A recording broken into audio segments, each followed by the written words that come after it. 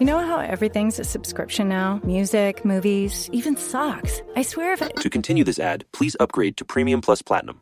What? No, anyway, Blue Apron... This is a pay-per-listen ad. Please confirm your billing. Oh, that's annoying. At least with the new Blue Apron, there's no subscription needed. Get delicious meals delivered without the weekly plan. Wait, no subscription? Keep the flavor. Ditch the subscription. Get 20% off your first 2 orders with code APRON20. Terms and conditions apply. Visit blueapron.com/terms for more. Hey friends, it's Nikayla from the podcast Side Hustle Pro. I'm always looking for ways to keep my kids entertained without screens, and the Yoto Mini has been a total lifesaver. My kids are obsessed. Yoto is a screen-free audio player where kids just pop in a card and listen. Hours of stories, music, podcasts, and more, and no screens or ads. With hundreds of options for ages 0 to 12, it's the perfect gift they'll go back to again and again. Check it out at yotoplay.com. YOTOPLAY.com.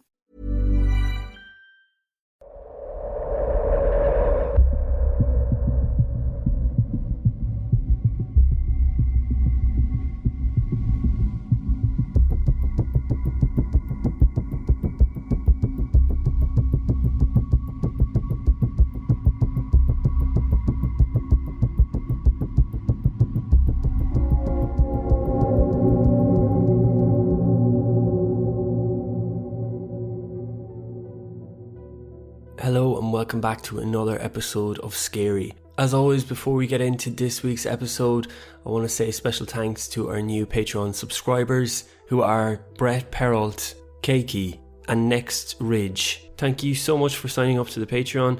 If this is something you're interested in, you can find the link for the show's Patreon in this episode's show notes. There will be a new exclusive episode dropping this week, so keep an ear out for that, all you Patreon subscribers. But now, let's get into this week's encounter.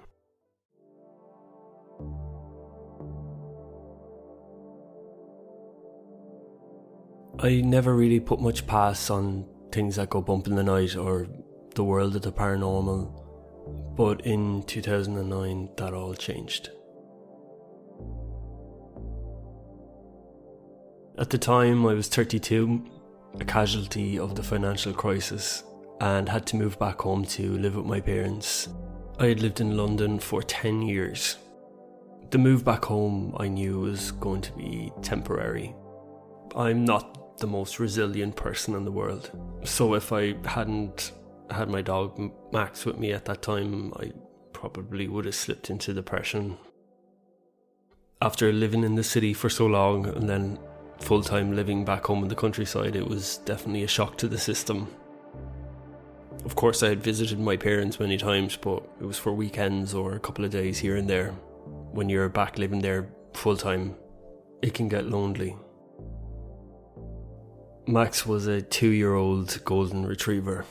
He was a bundle of energy. Always ready to explore anything around him, so for him, moving to the countryside was like hitting the jackpot. Plenty of long walks. In the countryside, Max was becoming a little bit unsettled in the night times. My solution to this was to take him on a long walk and try tire him out so he would sleep for most of the night. And it worked. This became our routine. We mainly took the same path. It was a looped path that brought us back to the house. You'd pass by a few neighbours' houses, and then there was a small wooded area. The one thing that struck me when I moved back home was the night sky. You forget living in the city how bright the stars really are. One midsummer night in July, the kind of night when the stars come out in full force, Max and I were on our usual walk. It was really peaceful that night. Everything seemed super still.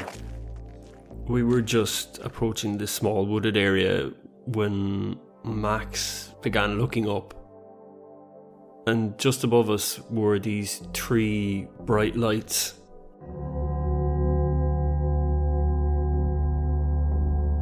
They had this triangular formation and looked completely out of place to the rest of the stars in the sky, and I think that's why we kind of both stayed looking at them for a good few minutes.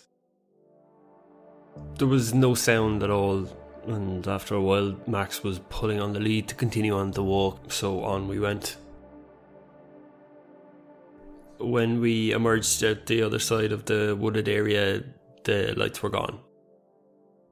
At the time, I think I just thought they might have been an aircraft or something. We make it back home, I go to bed, and that night I wake up from a nightmare of somebody trying to get into our house, like it was being burgled. After a few minutes, I realised that Max isn't in the bedroom with me. He would always sleep on the floor beside my bed. So I went downstairs to try to find him, and I find him crying at the back door, wanting to go outside. But before I let him out, I think maybe my nightmare was actually me hearing somebody trying to get into the house.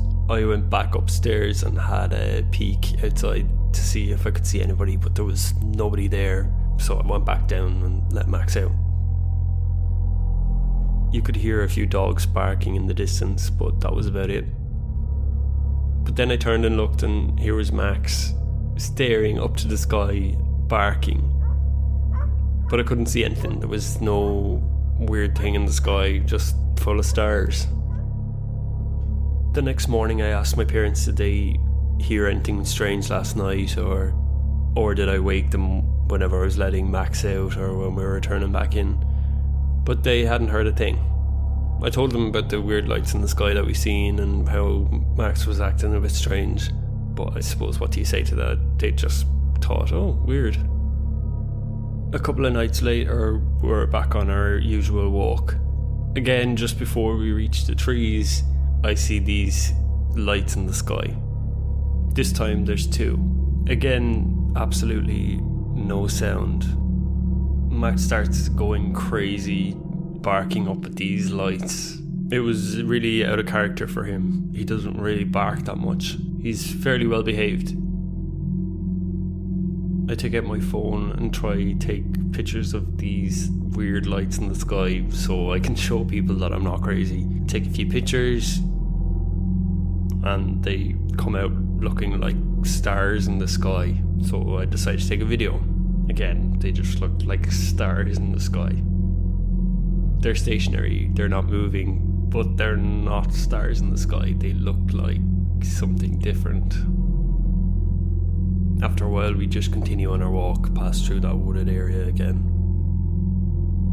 I kept a close eye on these two lights in the sky, hoping that they would move, but they didn't. They stayed stationary. Just as we're getting back to the house, I see these two stars gently rise higher and higher into the sky and then just completely fade out of view. That night, I had another nightmare. In the dream, I was out for a walk and had lost Max. I couldn't find him anywhere and was frantically looking for him, calling his name, but I couldn't hear or see anything. I ended up waking up in this cold sweat, and once again, Max wasn't in the bedroom. And then in the distance, I could hear him barking, but it sounded like it was coming from outside. And sure enough, there I found Max, outside the house. To this day, I don't know how Max got outside. None of my parents let him out. The doors were all locked internally. It's a complete mystery. Outside, Max was going nuts, barking, looking up at the sky, jumping even at times. I had a hard job trying to get him back into the house and get him settled down. He ended up waking up everybody. After that night, things just escalated.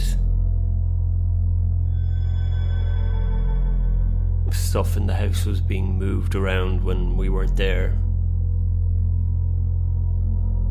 Sometimes you'd wake up and hear the cupboards downstairs banging. When you go down, there'd be nobody there and everything would be perfect. Other times the telephone would ring repeatedly in the middle of the night. You'd answer the phone thinking that it must be bad news if somebody's calling at this hour, and there would be nobody on the line. You'd hang up the phone, and then 10-15 minutes later this phone would be ringing again. Same story, nobody on the other end. We ended up having to disconnect the phone during the night time. I think the whole thing was really spooking my mother, but bizarrely it didn't last for long.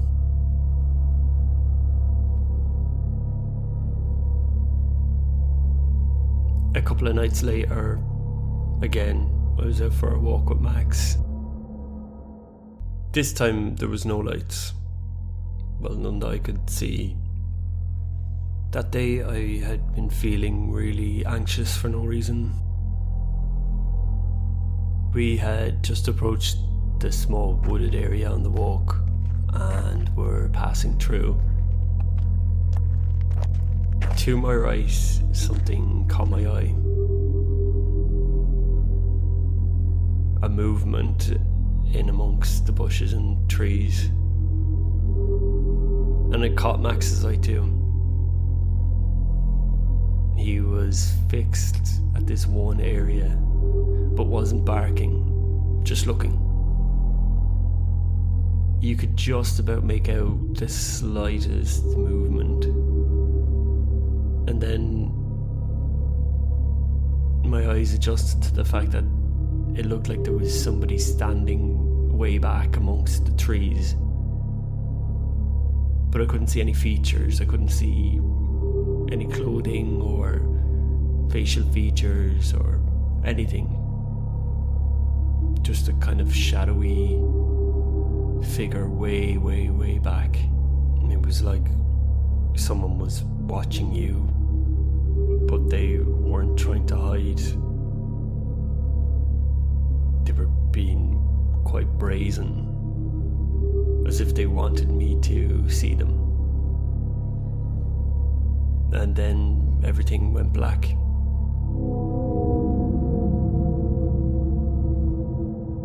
I came to just about 2 hours later, lying on the ground, and Max was there licking my face, trying to wake me up. He was shaking, really, really upset over something. Just as I was coming to and trying to get my bearings, I seen 2 flashlights end up being my parents. They had come out looking for me, knowing that I should have been back a long time ago. Thought something had happened to me. We ended up going to the hospital just to get me checked out, even though I felt completely fine. Stayed in the hospital for longer than I wanted, waiting to get seen, and eventually the doctors gave me the all clear. They put it down to me fainting and that maybe I had overexerted myself, but I knew I hadn't. I'd ate that day. I felt fine except for feeling a bit anxious. Health-wise, I was completely fine. I have no idea what happened within those 2 hours, and I never saw those lights again. A couple of months later, I ended up finding a new job, moving back to London. Every now and then I do have these nightmares. Well, at least I think they're nightmares. When I wake up, I can't remember what I've dreamt about or why I wake up feeling panicked. It's like completely blank.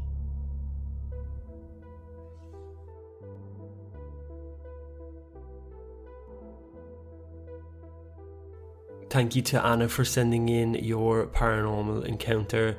Walks in the countryside at night will never be the same.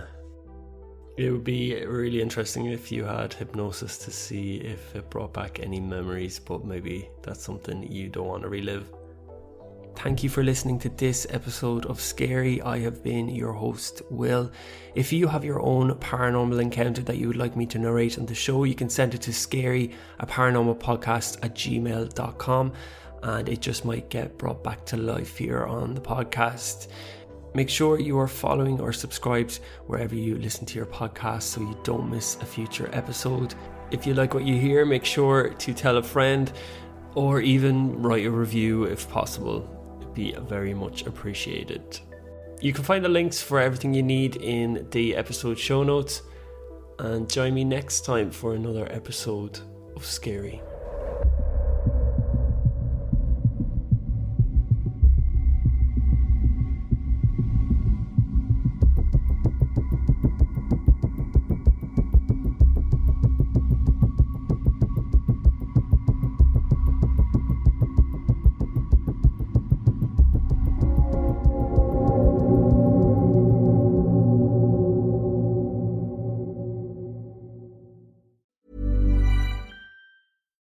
Hi, I'm Casey, host of the Casefile podcast. Today, I want to talk to you about Boost Mobile, offering reliable nationwide coverage backed by a 30-day money-back guarantee. Love your service or get your money back, no questions asked.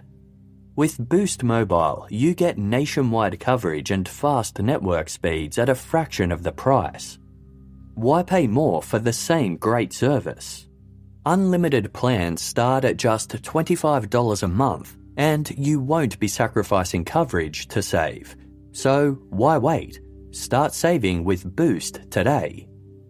The Boost mobile network, together with their roaming partners, covers 99% of the US population. 5G speeds not available in all areas.